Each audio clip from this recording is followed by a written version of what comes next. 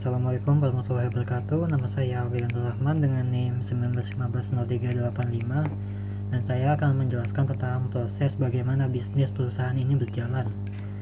Dalam pembuatan sebuah sistem perlu diperhatikan adanya masalah-masalah yang ditimbulkan dari kebutuhan sistem yang sedang berjalan.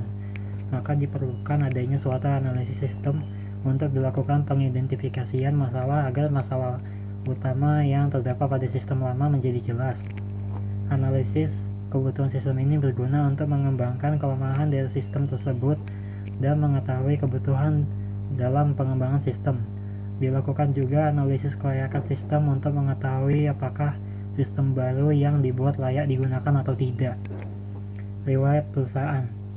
Toko ini adalah sebuah toko yang bergerak di bidang perdagangan. Aktivitas yang dilakukan ialah transaksi penjualan buah. Saat ini sistem toko ini dalam transaksi penjualan masih dilakukan secara manual, yaitu semua kegiatan transaksi yang terjadi ditulis ke dalam nota penjualan, terus dilanjutkan pembuatan laporan transaksi yang terjadi. Struktur organisasi perusahaan ini. Dalam perusahaan ini pada umumnya terdapat 3 level atau 3 tingkat manajemen, yaitu manajemen tingkat atas atau top level management, manajemen tingkat menengah atau middle level management, dan manajemen tingkat pertama, first level management. Ketiga tingkat utama manajemen ini membentuk sebuah hierarki yang digolongkan berdasarkan urutan seberapa pentingnya dalam suatu organisasi. Jadi pada dasarnya tingkatan manajemen atau level of management ini adalah tingkatan yang membedakan wewenang dan beban-beban pekerjaan yang harus ditanggung oleh para manajer. Manajer tingkat atas. Manajer tingkat atas atau yang sering disebut dengan top management atau eksekutif adalah manajer-manajer yang bertanggung jawab atas kinerja manajemen organisasi secara keseluruhan. Mereka memegang jabatan seperti CEO, CFO, COO, presiden direktur, wakil presiden direktur, direktur utama, dan lain sebagainya.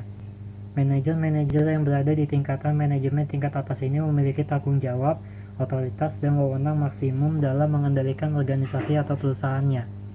Beberapa tugas atau fungsi utama manajer yang berada di manajemen tingkat atas ini diantaranya adalah sebagai berikut. Menentukan tujuan perusahaan. Manajemen tingkat atas ini merumuskan tujuan utama organisasinya dalam berupa tujuan jangka panjang maupun tujuan jangka pendeknya. Membuat kerangka rencana dan kebijakan. Manajemen tingkat atas membuat kerangka rencana dan kebijakan untuk mencapai tujuan utama yang telah ditetapkan. Mengorganisir kegiatan dan pekerjaan yang akan dilakukan oleh manajer-manajer di tingkat menengah, mengumpulkan dan mengatur sumber daya organisasi atau perusahaan seperti sumber daya keuangan, aset tetap, tenaga kerja, dan lain sebagainya untuk melakukan kegiatan sehari-hari dalam organisasi. Bertanggung jawab atas kelangsungan dan pertumbuhan hidup organisasi. Sebagai penghubung dengan dunia luar seperti bertemu dengan pejabat pemerintah, pemasok, pesaing, pelanggan, media, dan lain-lain. Selanjutnya, manajemen tingkat menengah. Manajemen tingkat menengah adalah manajer yang berada di bawah manajer tingkat atas. Mereka biasanya memegang jabatan dengan nama jabatannya seperti General Manager, Plant Manager, Factory Manager, Regional Manager, ataupun Division Manager. Manajer tingkat menengah ini bertanggung jawab untuk melaksanakan rencana dan kebijakan yang ditetapkan oleh manajemen tingkat atas, serta bertindak sebagai penghubung antara manajemen tingkat atas dan manajemen tingkat bawah. Manajer-manajer ini juga menjalankan fungsi tingkat atas di departemen atau unit kerja mereka sendiri seperti membuat perencanaan, membuat kebijakan, mengumpulkan dan mengatur sumber daya untuk departemen atau divisi mereka masing-masing. Adapun fungsi-fungsi dan tugas manajer di manajemen tingkat menengah ini diantaranya adalah menginterpretasikan kebijakan yang disusun oleh manajemen puncak dan menjelaskannya ke tingkat manajemen yang lebih rendah. Manajemen tingkat ini berfungsi untuk penghubung antara manajemen tingkat atas dan manajemen tingkat bawah, mengorganisir kegiatan departemennya untuk melaksanakan rencana dan kebijakan yang telah ditetapkan, merekrut dan menyeleksi serta menempatkan karyawan yang dibutuhkan oleh departemen atau unit kerjanya, memotivasi karyawannya untuk melakukan yang terbaik untuk departemennya, misalnya menawarkan sebagai inisiatif dan tunjangan kepada karyawannya sehingga termotivasi dan melakukan yang terbaik agar dapat mencapai tujuan yang diharapkan. mengawasi dan mengarahkan karyawan-karyawannya di departemennya, bekerja sama dengan departemen lain untuk kelancaran dalam menjalankan fungsinya, melaksanakan rencana yang disusun oleh manajemen tingkat atas. Selanjutnya, manajemen tingkat pertama. Manajemen tingkat pertama atau first line management adalah manajemen yang bertanggung jawab atas operasional atau pekerjaan harian para karyawan dalam menghasilkan suatu produk atau layanan. Manajemen tingkat pertama ini biasanya memegang jabatan seperti departemen manager, section manager, superintendent, mandor, atau supervisor. Para manajer di manajemen tingkat pertama ini memiliki otoritas atau wewenang yang terbatas. Beberapa fungsi dan tugas manajemen tingkat pertama ini adalah sebagai berikut. Memahami dan mempelajari masalah dan keluhan-keluhan para pekerja operasional sebelum melaporkannya ke manajemen tingkat menengah. Menjaga kondisi kerja yang baik dan menjaga hubungan yang sehat antara atasan dan bawahan. Menyediakan lingkungan kerja yang sehat dan aman untuk para karyawan operasional. Membantu manajemen tingkat menengah untuk merekrut dan menyeleksi pekerja yang sesuai untuk jabatan yang dibutuhkan, berkomunikasi dengan karyawan dan mendengarkan saran-saran karyawan serta mendorong para pekerja untuk mengambil inisiatif, menjaga dan mempertahankan standar kualitas dan memastikan jumlah output produk atau layanan sesuai dengan perencanaan, bertanggung jawab untuk meningkatkan moral karyawan dan membangkitkan semangat kerja dalam tim, dan terakhir meminimalkan pemborosan sumber daya organisasi. Perkenalkan, nama saya Ahmad Adi Sahab, NIM 191503604 dari kelas Sistem Informasi B 2019. Selanjutnya ada database planning atau perencanaan basis data. Yang pertama, mendefinisikan mission statement untuk sistem basis data, yaitu menggunakan teknologi sistem informasi dalam memanajemen data penjualan, pembelian, serta persediaan pada kegiatan bisnis toko sehingga produktivitas dapat lebih ditingkatkan. Yang kedua, mendefinisikan mission objektif, yaitu untuk mengelola data user, data karyawan, data buah, data supplier, data pembelian, data penjualan, data retur penjualan, data retur pembelian, data pembayaran penjualan, data pembelian buah, data persediaan buah, dan data penyesuaian persediaan buah. Untuk mencari data user, data karyawan, data buah, dan data supplier.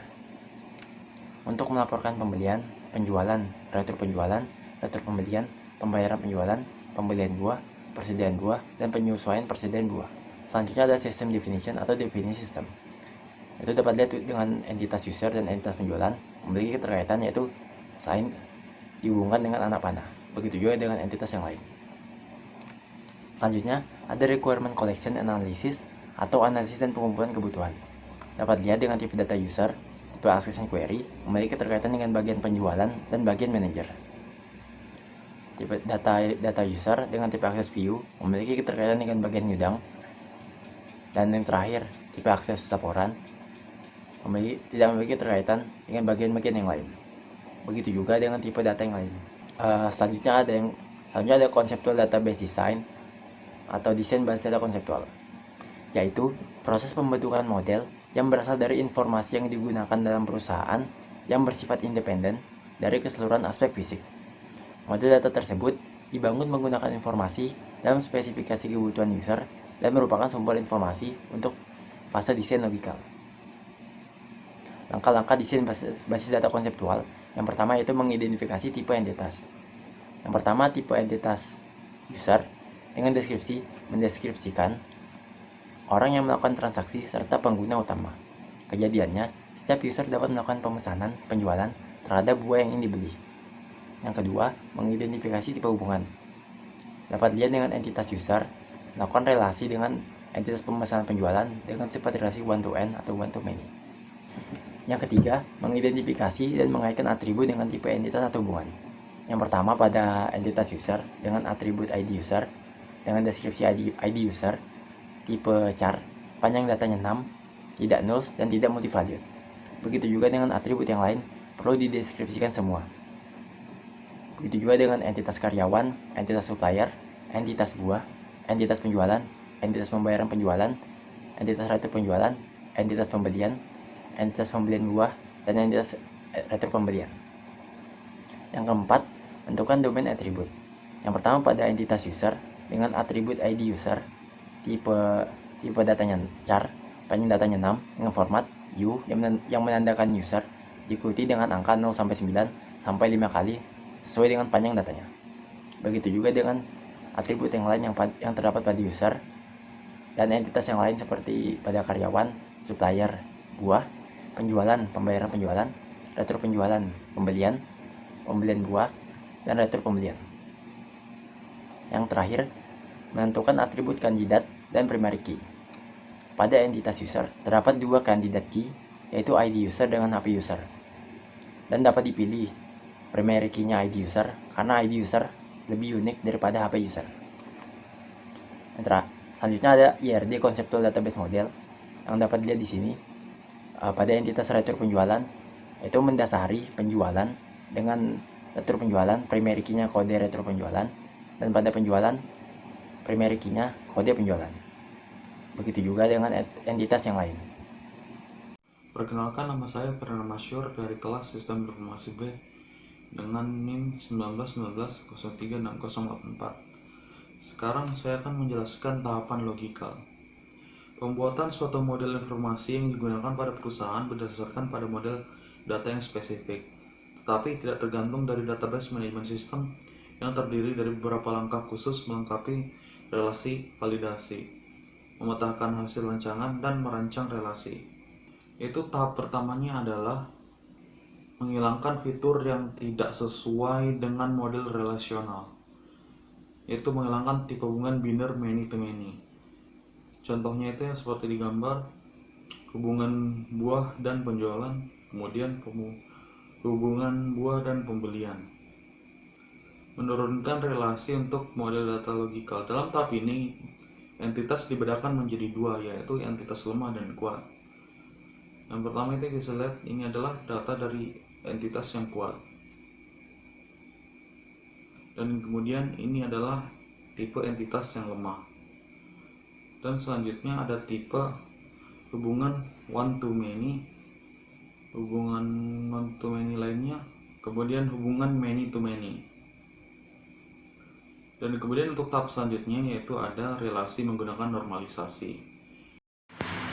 Di tahap ini memvalidasi relasi menggunakan normalisasi, yaitu menentukan atribut dan deskripsi yang ada pada sebuah entitas.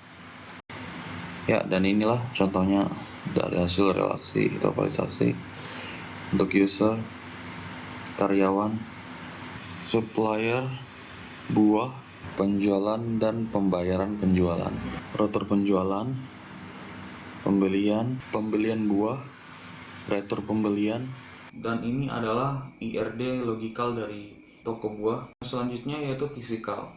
Proses pemeliharaan struktur penyimpanan dan jalur akses pada rancangan basis data untuk mencapai kinerja yang terbaik pada bermacam-macam aplikasi user. Untuk bisa data yang disimpan yang berhubungan dengan struktur penyimpanan fisik, penempatan rekor dan jalur akses. Itu mendesain relasi dasar. Ini adalah contoh relasi dasar yang bisa dilihat. User ini memiliki domain ID user dengan variable length string sepanjang 6 dan kemudian memiliki status yang not null. Dan kemudian entitas karyawan, entitas supplier, entitas buah, entitas penjualan, entitas pembayaran penjualan, entitas retur penjualan, entitas pembelian buah, dan retur pembelian. Dan kemudian dianalisis transaksi, prosedur user, prosedur karyawan, prosedur supplier, prosedur buah, prosedur penjualan, prosedur pembayaran penjualan, prosedur retur penjualan, prosedur pembelian buah, prosedur retur pembelian. Dan ini adalah hasil matriks silang relasi dan transaksi.